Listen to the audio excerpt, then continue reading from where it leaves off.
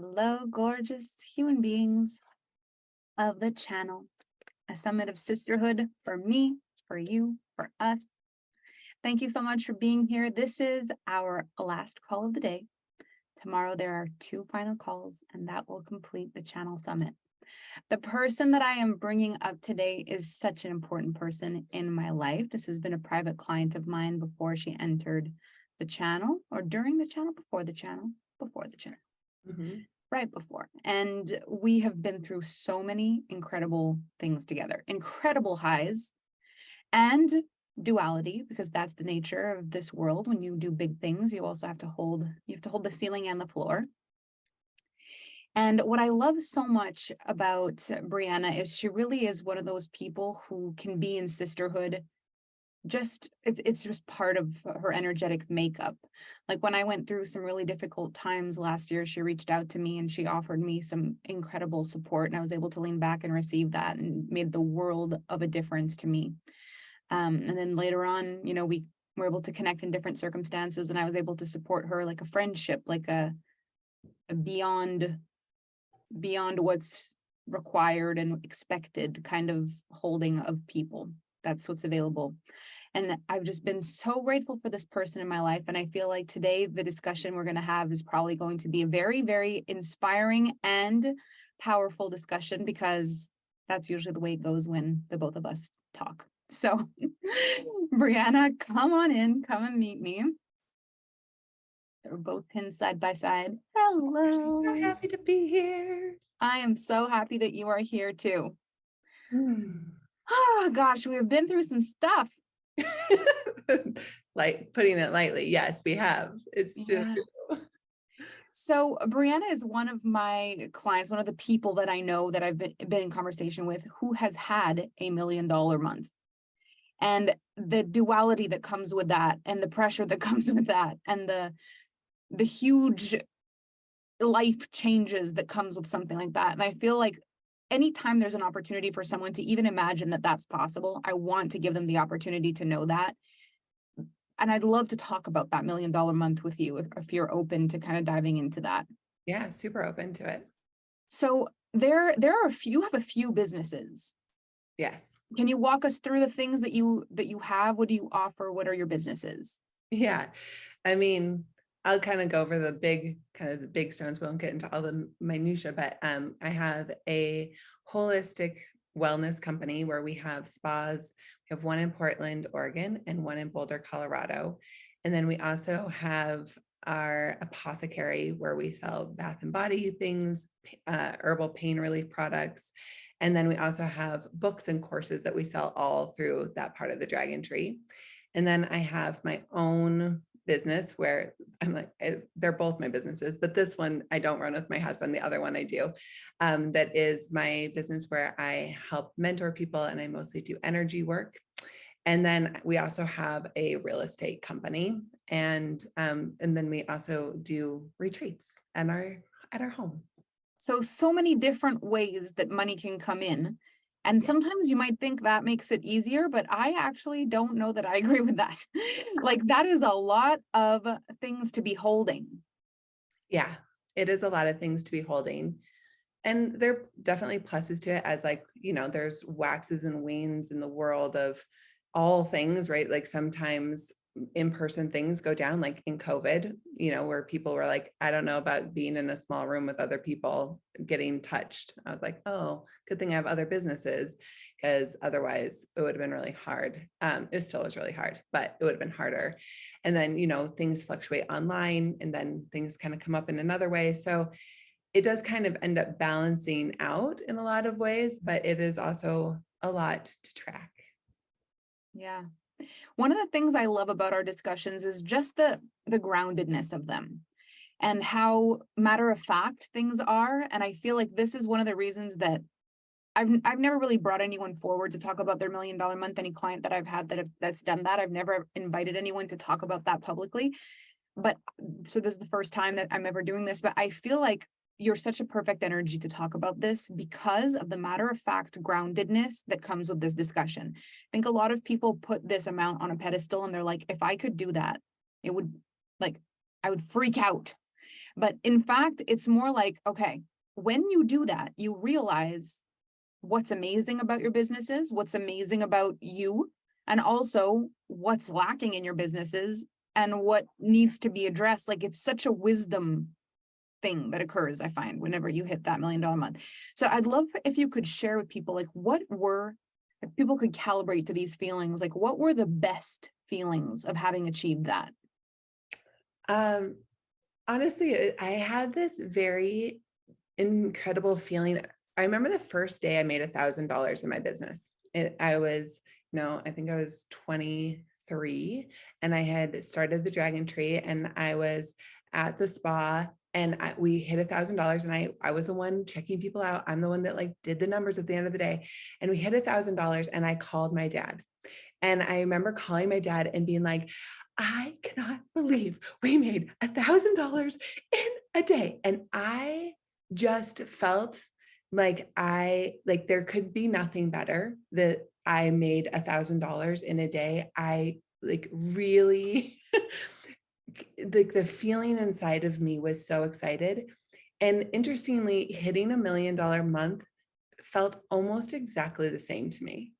It was like that level of excitement and joy and like I can't believe I did this, but it was all, it's all in relationship, right? So I was making, I was eating cranberries out of the cranberry orange tea for lunch. Like I had no money. And so I was like making $1,000 a day, it felt like winning the lottery. And very similarly, when we hit $1 million a month, I was like, the energy was the same. And so the thing that I would bring forward is like, if you can calibrate to the level of excitement of whatever that next number is for you, it's going to feel the same. It's not going to actually feel that much better, I guess. It's like you get to kind of be the one to create the energy around it and get excited about it. And so I also remember calling you and like freaking out about it. I was dying of excitement. And then getting to celebrate it. Also, I think that was the new calibration for me because even though I called my dad, I didn't do anything to celebrate that $1,000 day. And I definitely celebrated my $1 million month. And that felt like a big growth edge for me. Okay, what you're saying is exactly what I was hoping you would say. So I everyone needs to listen to this so deeply because this is it. The level of joy you're able to touch now is equivalent to the level of joy you would be able to touch if you had $1 million month. If you cannot be extremely happy now, you will not be extremely happy then. I can tell you I've worked with people who've hit $1 million month who are like, I thought I'd be so much happier. And I was like, yeah, and you thought you'd be so much happier every step along the way. Mhm. I've also seen people who are like, this is the greatest thing that's ever happened to me in my life. And I say, you say that about everything. And so the fact is, it's the level of joy at the peak that you're able to integrate that's going to make it what's that going to feel. And so what we don't realize is that we're actually practicing to feel what we want to feel on the best days of our lives today.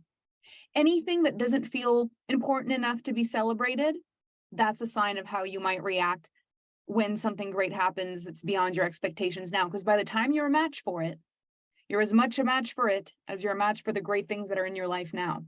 So when something is like normal to you, you're like, yeah, it's good. It's great. I just feel like I could have done this, or it could have been this way, or should have been that, or it could have been that. So the more you're able to feel joy, the more you'll be able to feel joy when it comes later. And it's not like it's going to be exponentially more, because it's not going to be exponentially disproportionate to what you're capable of. And so when you're an energetic match for $1,000 a day, that's the peak of your joy. You've practiced being a very happy, grateful person. That's pretty high. That's pretty good. When you hit $1 million month, it's at the peak of your abilities, but it's also in proportion to your abilities. And so it's not disproportionate, like you pass out on the floor.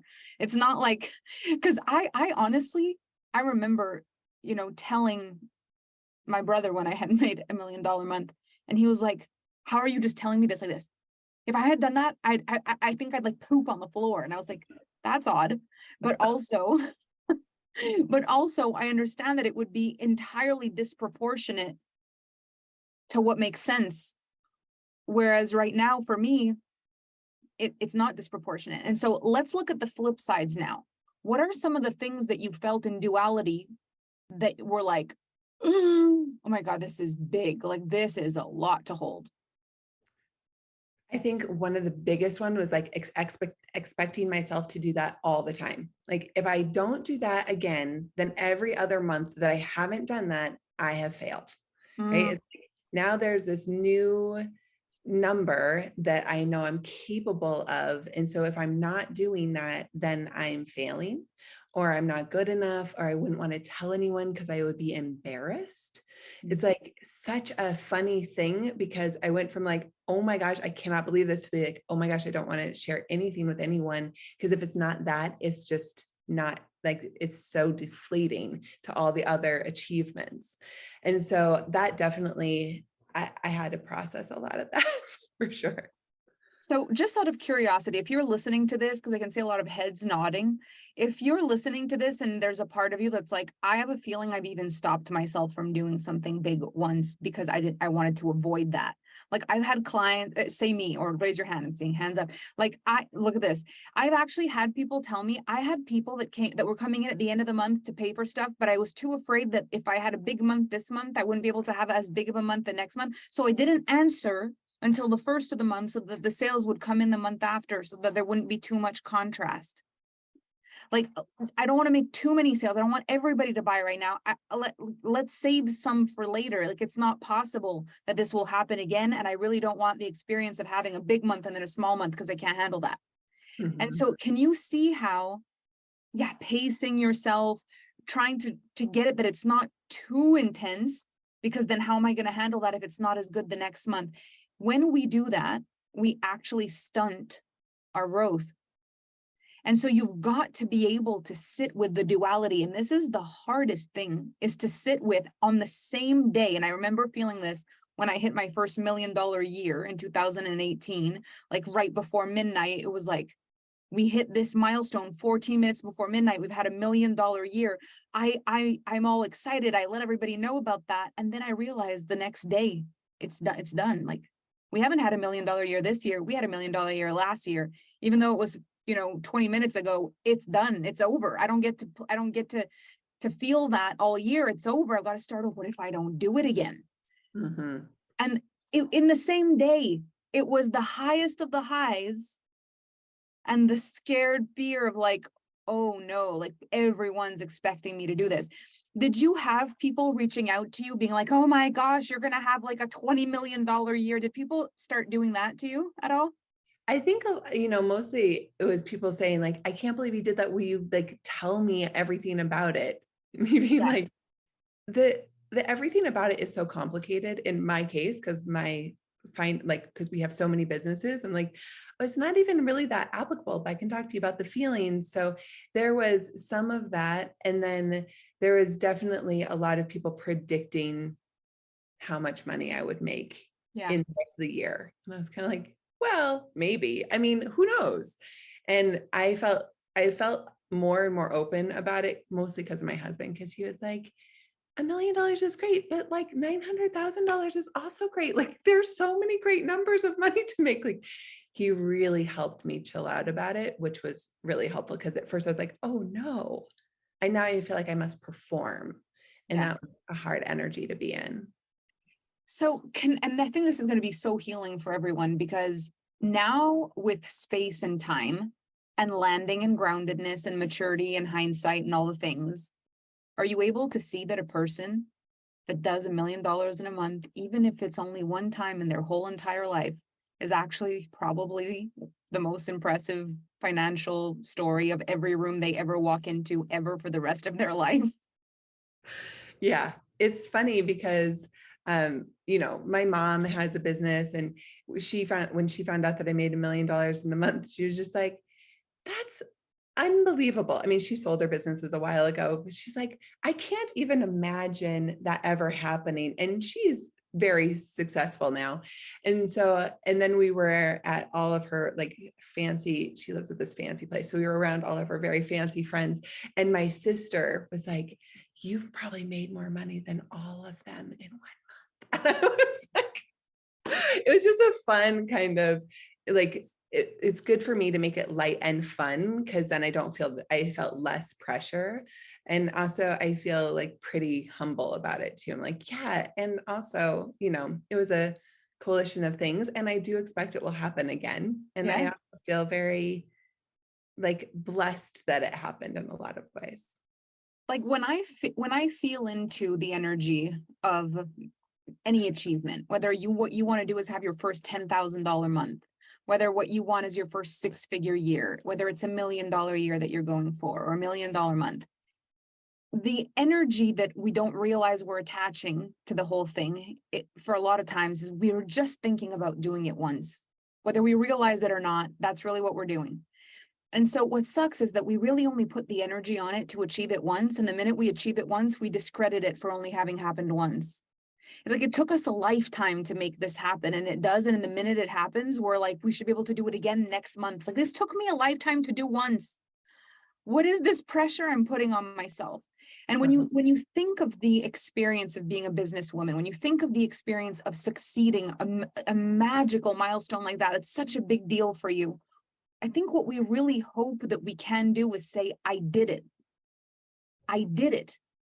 And I'm excited to see what else I do in my career. I'm excited to see what other milestones I cross in the future. But like, I get to hold this. I get to celebrate this for way longer than a day or a month.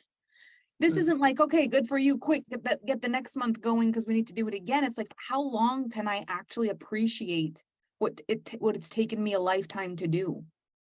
Yeah. Yeah. And holding that feeling of there's like an energetic feeling for me of fulfillment in a way. Like, oh, I can give myself that because no one else is going to give me that. Right. So it really felt like, oh, there was like a moment of other people kind of giving it to me too. I was like, oh, yeah, that's so nice. And then there becomes a time where, no, I actually have to give that to myself because everyone else has moved on. Because why wouldn't they? There's no reason for them to not move on. I need to hold that achievement for myself. So this is a very important part that you just said. When you do the thing that you wanted to do and you do it and you celebrate it, people then celebrate you. That is the validation thing that we don't realize how much we enjoy until it hits. And we're like, this is nice. I want it again. And it's more even a lot of the cases, a lot of the times, the thing that you want again is not even the number, it's the feeling, it's the validation. But the problem is that people know what you're effortlessly capable of, and they won't give you a standing ovation for that. I have had at this point something like,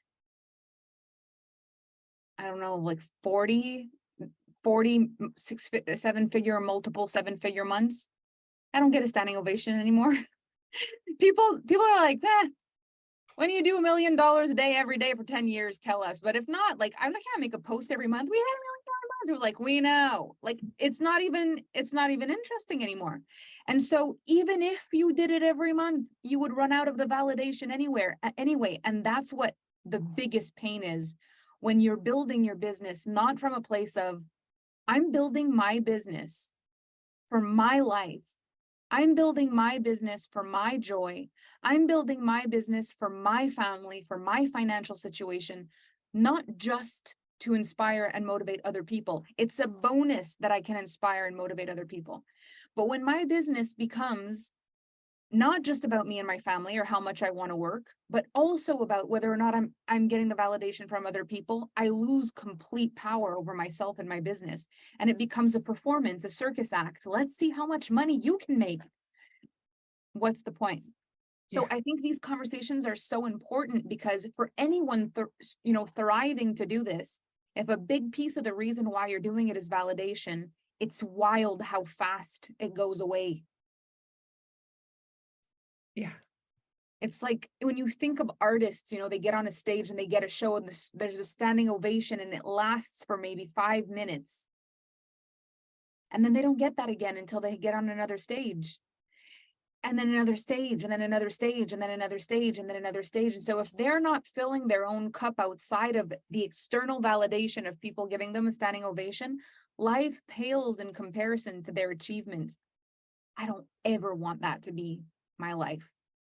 I Mhm. want to continue to be successful, but I want that a day off by the fire, with my sister or with Frankie and Kevin and just relaxing. And I want that to be as beautiful of an experience as crossing a milestone I've never crossed in my business, or having the feedback that I've written something or I've done something that's inspired people. I don't want that to be the peak of my experiences. I want them all to be able to reach that. Yeah. I think that brings us back to that feeling of we get the amount of joy that we get, right? Because we've created it in ourselves, and we can't wait for the world to give it to us, right? If we do, it's always pretty fleeting. Yeah. And what I loved about what you said also is people were asking you. I mean, I had the same thing where people were predicting what I was going to make. They're like, oh my gosh, you're going to make $100 million next year. I'm like, do you even know the words that are coming out of your mouth? This is already more than I could ever understand. If I can duplicate this, I'm going to be mind blown. Like, let's all just relax. But the other thing that I really loved is that you were sharing that people are asking, how did you do it? Like, tell us, how did you do it? And the most amazing thing and the best thing that anyone could wish for is that can't be answered. Because if it could be answered, it would mean that's the only way it can happen, and it needs to happen exactly that way again. And that is actually the most terrifying thing of it all, because then you'd have to be able to predict that exactly that amount of clients can do this, and exactly that amount of clients will do that, and that there's going to be a miracle investor that's going to want to do this, and that you have to have this available to sell, but I don't have those things, so then it's not possible. But when you say, I can tell you about the feelings, the energetics, the mindset, I can tell you, what kind of miracles happened, I can tell you, but I can't tell you how we did it, because you're going to wonder how to do it until you wonder how you did it. And the beautiful thing with how I created this business for me is I have literally done every single month where I've hit $1 million. I've done it different. There's never been one month where you could say, oh, same amount of AFEs, same amount of private clients, same amount of mastermind clients, same amount paid in fulls installments, same thing every month. Not one time it was done the same. Not once. Mm-hmm. So if you can give yourself that freedom and say, this is about doing something one time, and then doing something one time, and then doing something one time, instead of, I've got to do this again, which is like the worst feeling. It kills all the joy. It's so true. Yeah. There's this feeling of, can it be enough? Can it, like, letting it be enough in that moment? Yeah. There's this term Dayenu. It's sung at Passover, and it means that would be enough. And it's one of my favorite words. I don't know a lot of Hebrew, but I do know that word, because as soon as I learned it at Peter's dad's house, for the first time we ever had Passover, I was like, Dayenu. Oh, that's such a useful word applied to life. Like, can that be enough? And so when we hit it, to be like, this moment, this is enough. I don't need to do it again. I can have this be enough. That is so amazing. Because again and more are words that don't mean much. They're an experience that it's put on a pedestal, but everything is a single unique experience when you think about it. Everything is. Even if you had a 10K month and then you got to do another 10K month, it's a different month, it's a different way, it's a different thing. And so being able to look at life like that, like this experience exactly as it was enough. And if there's anything different that's going to happen, it will happen different, but not more, not again, different. And that reopens your entire body to be an energetic match to something entirely different that might equate to similar feelings or similar results, but never the same way. Mm-hmm. That takes a lot of energy to hold. Even just to hold the success, it's a lot of energy. Like, I remember when we had that conversation, it was like, there's just so much energy. Like, there's so much, and there's so much deliverables, and there's so many things to do. Like, it's not just about receiving the result, it's also about delivering the service. Like, it's a huge thing. Mm-hmm. Yeah, people aren't just giving, well, at least they're not just giving me money for nothing. There's like something I have to give back, right? So then it is the organization too of the people, right? I mean, at least in most cases, I believe that people, if you're making $1 million, you probably have a staff, they're probably delivering things. It's a lot to do actually as well. So what's so important in all of this though is to be able to see life is not permanent. Nothing is permanent and nothing happens twice exactly the same. So everything is different and everything is occurring one day at a time. And so in this, I mean, even the build up in your career to arrive to that one day, there were so many lessons learned and so much duality. What are certain things in your life that you know if you had not gone through those certain things, you probably never would have even had that $1 million day? Like, what are some of your, I realize in hindsight, this helped me even be able to do that? Oh man. I mean, I feel like a lot of lessons of actually management of human beings and learning how to lead my team specifically. And that without my team, that it would have never happened. And the way that I managed when I was 23 and I started my business is Yeah. definitely not how I learned to manage and lead and support my team. So that I feel like was a really big piece for me. And really another big piece for me is learning energetics, like actually learning how to manage my own energetics and also learning the energetics of my businesses so that they could flow very well and open. Um, and then I think the last piece that I'll share is that there's this sense that I had of what who I was and what I was capable of, and changing my sense of who I was essential so that I didn't poop on the floor like your brother, right? Like it is like actually essential to change the inner world and what I can hold and to learn to expand my capacity. And when we think about expanding our capacity, I feel like most people go to a place of like, yeah, I want to expand my capacity. Like, yeah, wish for that and you'll get a lot of challenges in your life because that's how we expand our capacity. It's not like all like, you know, bells and smells. So I always think of like all the like fancy soft things you want it to be like. It's actually rubbing up against challenge after challenge after challenge and learning how to stay in it and expand your capacity. So all of those really hard times I'm grateful for because I wouldn't have had the capacity otherwise. So this is actually perfect segue into the next part that I wanted to talk about, and like your call being the rise of the phoenix. I feel like there's so much beauty in the ability to have really difficult moments, the kinds of moments that people are like, I didn't ask for this. And you're like, you sure did. You asked to have more capacity. You're like, well, yeah, I asked for more capacity, not for pain. Like, yep, nope, you asked for this. The rise of the phoenix, where a part of your life is maybe completely set on fire.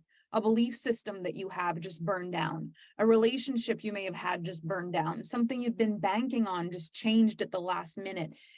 Yeah, read the fine print. That's so funny. Sorry. I would like to expand myself. Have you read all the terms and conditions? Yeah, yeah. Uh-oh. That's really what it is. But what happens in your life when, and how, what can people do when they have that experience that the thing they were banking on or the thing that they think they are or that they need just burned to the ground? Like, how do they regulate that? Yeah. Well, I know, because I talked to you about it, that my life in the last 6 months has been by far the hardest time in my whole life. It has just been like, you know, universally agreed upon by everyone who knows. They're like, oh no, no, human should have to go through all of that at one time. And that is, nobody wants that. And I don't wish that for anyone, but it has really made me understand this point of when everything burns down, like we often think like, oh yeah, and the phoenix rises from the ashes, but you actually become ashes first, right? And so it is this almost like complete decimation feeling that I have experienced myself recently. And then like, it is not it in this layer after layer. And hopefully not everyone has to experience it like this, but for me, it's been like layer after layer of just make like things being harder and harder and harder. And then I remember being at like this point where I was like, no, this is the ground. This is the ground. There's no other layer. And I was actually at this really beautiful dance retreat. And then the woman who was leading it said something, and something broke in me. And it was like the bottom fell out. And I was like, oh no, this is the bottom. Like there, and I fell on the ground. I was crying. Luckily, I had a lot of friends there that were holding me and there for me. But I had to get to that actual breaking all the way to the very bottom. And then we think that then you just rise, because that's the hope, right? That's the story we were told. That was Yeah, big print. fine print that is actually and this is where I've gotten really curious energetically, is when everything, you really are at that kind of bottom place through like the seventh gate of hell, as like the Anana story goes, and you're all the way at the bottom. It does take something to bring that spark back to life. And that something that is there is what I have now become obsessive about, because I'm like, what is this? And I remember feeling just this feeling of, all you have to do is move a little. All you have to do is move a little. And I was on the ground, my chest was on the ground. I've been like bawling, like everything was wet. My hair was wet, my clothes were wet, the floor, like the puddle of my like sweat and tears on the ground. And I had this feeling of like, I can't. And then there was a part of me that was like, all you have to do is like, let your chest move a tiny bit. Let your chest move a tiny bit. And I could start to feel my heart moving. And it was just that. And then everything else started to wake up. And then I want to be like, and then everything was great that day. It was not. It was just the glimmer of, this is going to get better. And to start to listen to those very small little places where we want, sometimes when we're at the bottom where everything feels like it's really hard, we want it to be like this big, like, and now here's the light and the parade and everything is fine now. And what I have found is that it's actually, you just need to move. You just need to move a tiny bit and trust, and then move again and trust, and move again and trust. And then you find your way out of that place with all the strength that then you've gained from being there. Gosh. And the wild thing is that with that strength, later on, you don't realize it. Now that you have the strength and the bridge was tested, because as I said, leaders are bridges and bridges are tested. Now that the bridge was tested and you survived and you're strong, now the thing you've been saying for a while that you're ready for, then that shows up because it's an energetic match for the strength of the bridge. And then you might not even realize what you've done for that to happen. You'll be like, how come? Why did it happen out of nowhere? And then this is where it's so silly to just go, I hope the good thing happens again next month. It's like, hang on, hang on, because you've got to savor the good things. You've got to breathe through the hard things and savor the good things. This immediate gratification of, I always want to be in the spotlight and I always want it to be good and I always want to be like at the top all the time. That's where we actually exhaust ourselves, and we don't take any of it for face value. The gratitude gets washed away, and it's all just pressure and stress to look a certain way. It's not even what it feels like. It's not even about what it feels like. It's just what it looks like. And then you've lost your life, really, because it's not about you or your experience anymore. It's just what it looks like.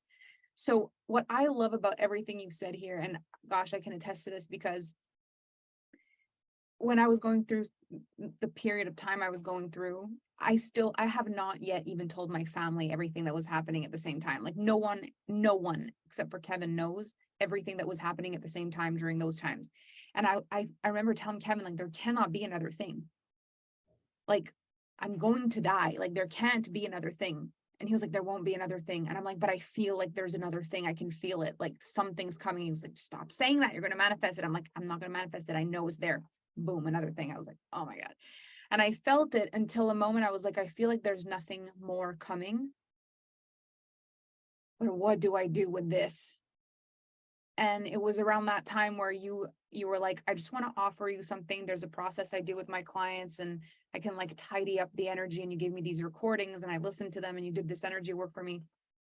And it was one of the most supported things I've ever seen. Like I'd never even heard of this modality before. It was just like, I just remember laying on the couch, the white leather couch in the lake house, and it was snowing outside, and I was struggling even keeping my eyes closed, because when I would close my eyes, I would like think of things I didn't want to think. And so I was actually listening to with my eyes open, watching the snowfall, because I didn't want to close my eyes because I didn't want to think of things.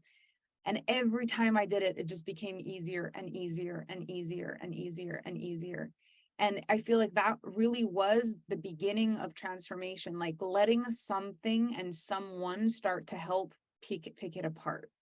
And I think this is something we struggle with when we're so strong and we're holding everything together. And it's like, I'm almost afraid to start taking care of things, because what if I unravel? What if, like right now I'm holding it all and I'm holding it all and I'm holding it all. If I start to like take a pin out of it, like I'm going to fall apart. But you don't fall apart.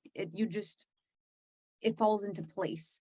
And I definitely had the feeling of ashes. I felt those feelings of being like, I just hope there's a bird that's going to fly out of this mess, or else I'm just done like dinner. Like this is bad. But you do come back. And what happens is, when you look at the story afterwards, when you process things properly, and this is the other thing I want to talk about with you, is the real body work that you do with people to make sure that they don't just get through something, they work through something. That is so different. You can get through something pushing it so far down, but then if you ever think about it again, it triggers it all back up again.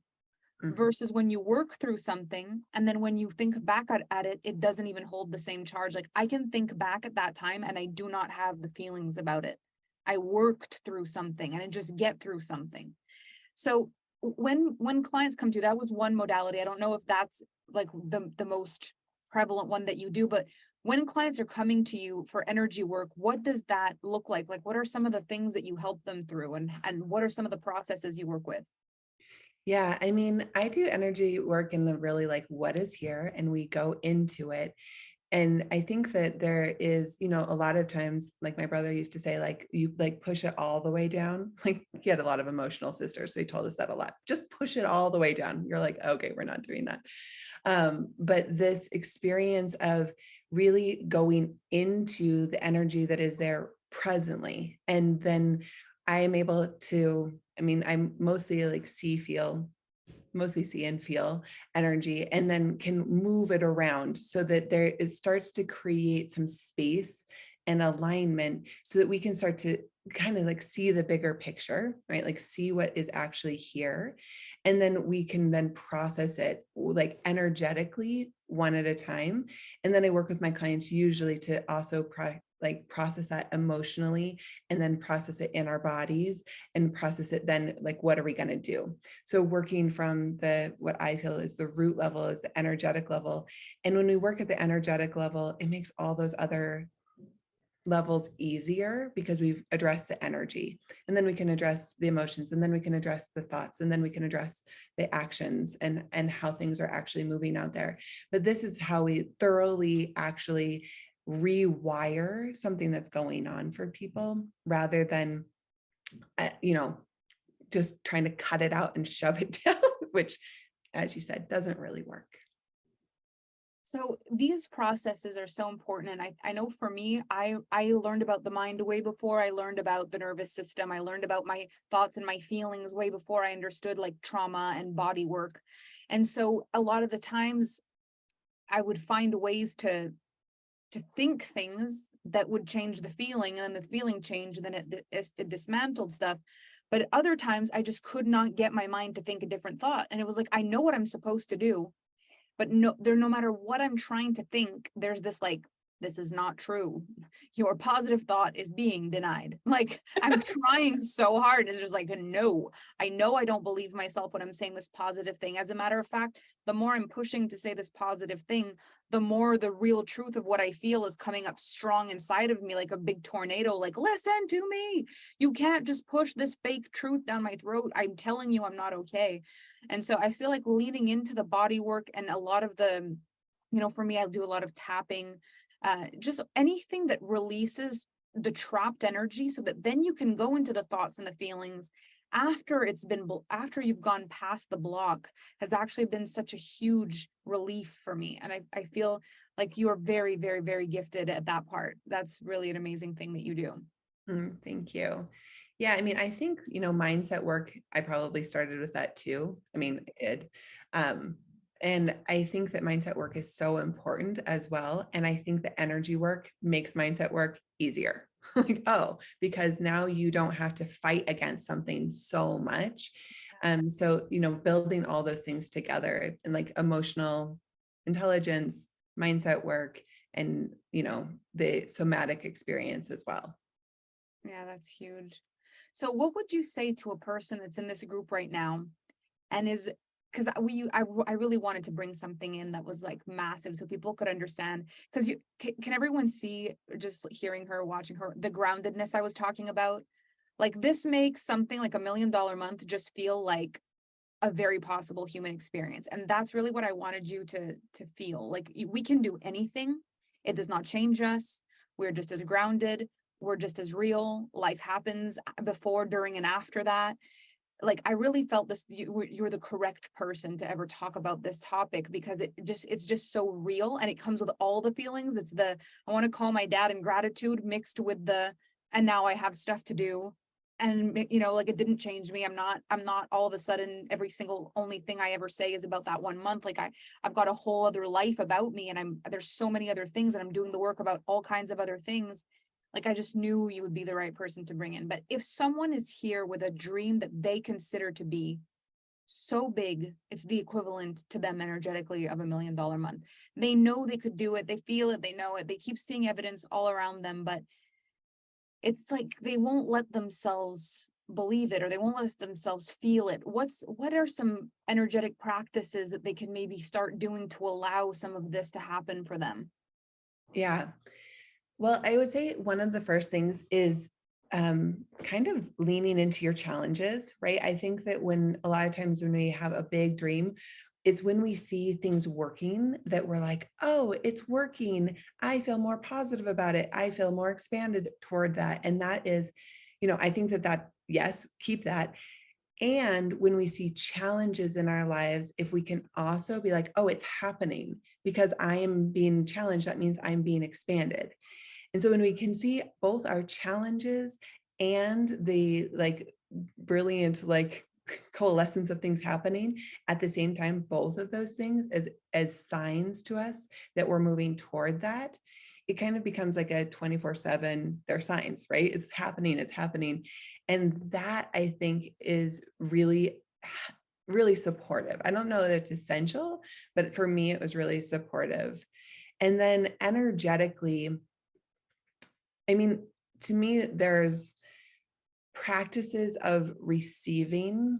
And I am like, this is actually something that is becoming even more apparent to me.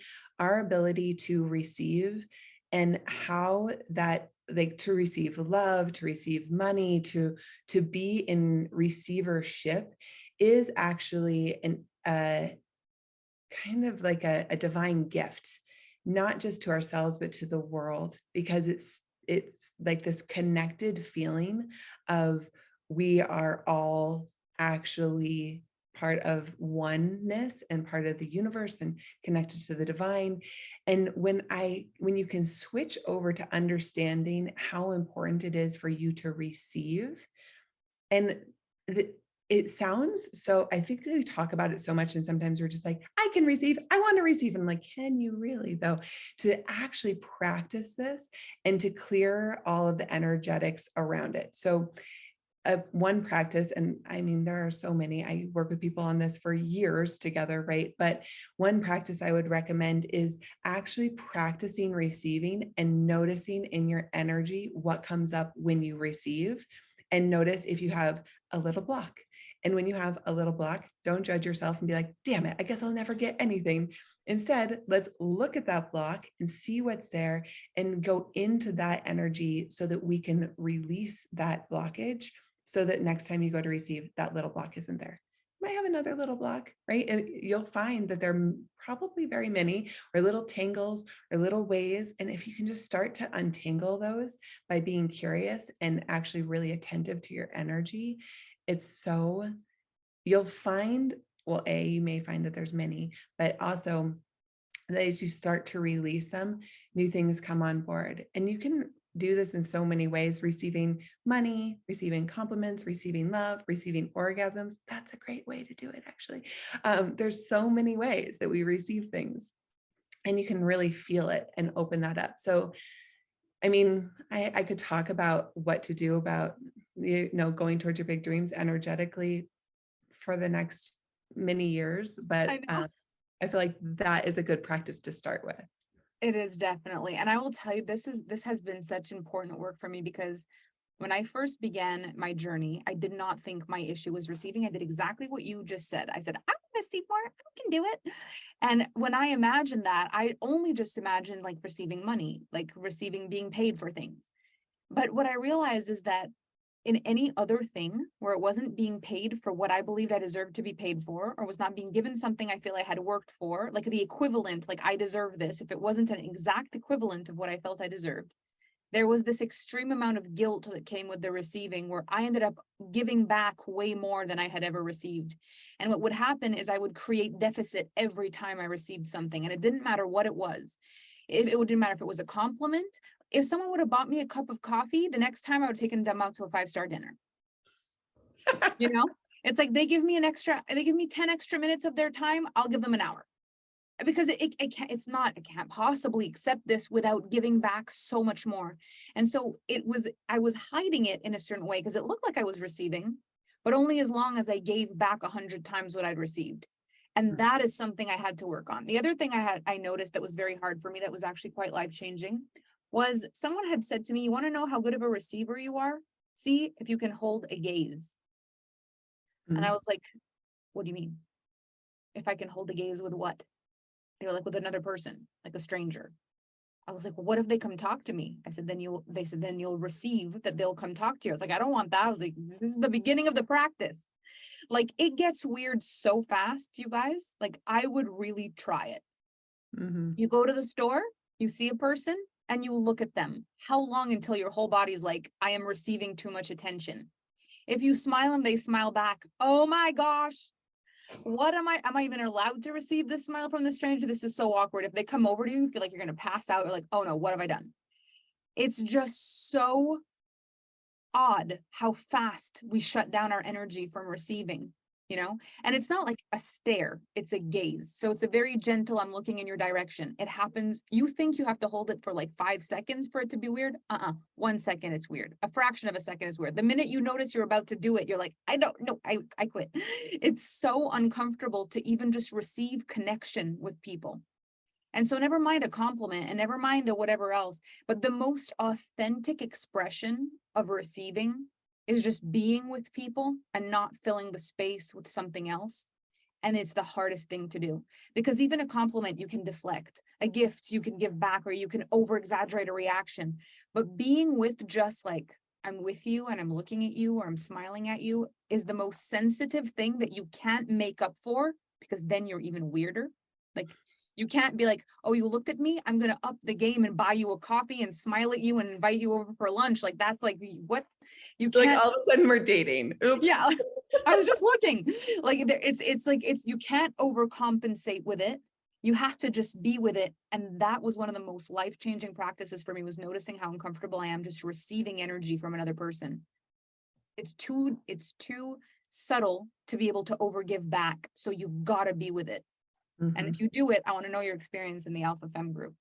Okay, so if you could leave the group with one last Phoenix rising moment, like one last, either a message of hope, a message of grit, a message of strength, a message of peace, just whatever comes to mind is like a final calling for the people that are listening to this talk today.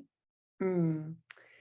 Well, I think I'll leave you with my favorite concept, energetic concept, because it feels to me like it's applied in every area of my life, which is really learning how to be in surrender and engagement at the same time.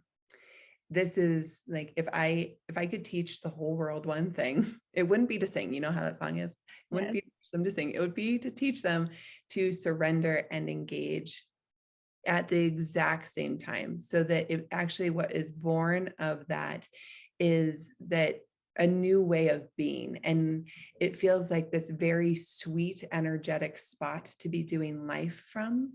And it takes a lot of practice to really get to, because if we engage too much, we tend to go towards to control. And if we surrender too much, we'll go into collapse. And so learning how to be with surrender and this beautiful engagement in our lives at the same time, I feel like it's the way that we can work with universal energy in a way that starts to make things move in the, I don't know, if you ever driven on a asphalt where all of a sudden you're like, whoosh, and it feels like your tires are gliding. That's the feeling to me. It's like, oh, this is right, this moment. Wow. That feels like the most feminine description of duality I have ever heard. I love it. I will keep that in my heart. Thank you for that. That was such a gift. You're welcome. So I'm going to read your bio. Oh my gosh, I love these conversations so much. Me too. It's so fun. Yeah. Briana Borten is a leader and teacher in a new category of spirituality. Her work focuses on how our connection to our souls, each other, the divine, and the earth is the solution. She's the founder of the Dragon Tree Spas, Apothecary, and Dragon Tree Life Coaching, and has written numerous books, including The Ritual for Living Dream Book and Planner, and The Well Life. Her greatest passion is doing energy work with people in groups and one-on-one that opens them up and creates freedom to their fullest potential so they can be awakened. It's so fun to hear my bio at the end. I always do the bio at the end because I feel like get to know the person, then be in awe of what they've done. So smart. You're brilliant. Instead of like put them on a pedestal and then see if they measure up. Brilliant. You're so brilliant. I love having these discussions with you. And I'm really glad that the people that listen to this here live in the Facebook group, on the replays, all the places this will get to have the very real and honest and like grounded experience that you transmit through these stories, because I want to see a lot more people achieve unrealistic things. And in order for us to do that, it's got to feel like the person we are right now can do it. It can't be when I am this perfect person, I'll be able to do these great things. It's like for us to actually change things, we've got to believe that the version of us as we are can do them. And we get better on the journey, but it's got to be like, I decide I engage now with this happening. I engage with the belief, I engage with the moves that I've got to make. I engage with the healing, I engage with the coaching, I engage with the conversations and the discussions, the education, I engage with all of that. And I also surrender that whatever it is that I need that I don't have yet will come through because I'm engaged that way. It's not let me fix me and then it'll come. It's like I'm walking towards this and everything I need will come as I'm walking towards it. And so when you said, I want this big thing and this tough thing comes, exactly what Briana said, you say, hey, this is working because I'm receiving things that are the tools to get me to be in the zone with the thing I've asked for. And I don't unplug, I'm still engaged in it, but I also surrender to the fact that there's been a little bit of a step back. I've got to calibrate to this lesson, whatever it is. And I'm still committed. I'm still engaged in this. I'm still totally there. It's just, I've got to surrender to this little blimp in the road, this process, this pain, this fear, this thing, but I'm still engaged. I haven't pulled the plug. I'm still there. I'm still there and I'm working through this because it's all connected and I've got this. And that beautiful walk leads you where you've got to go. What an extraordinary thing. Thank you so much for this talk. I am so grateful for all of our time together before, during, and after the channel and beyond. I love you so much. Thank you for your generosity and for making this work. Yes. We're so grateful. Thank Love you. Thank you. For everyone who watched this today with us, thank you so much for being present. Tomorrow is the last day. We have 2 final speakers and then the finale, and that will complete the channel. Thank you so much for being here with us. Have the most beautiful evening, and we will see you on the internet.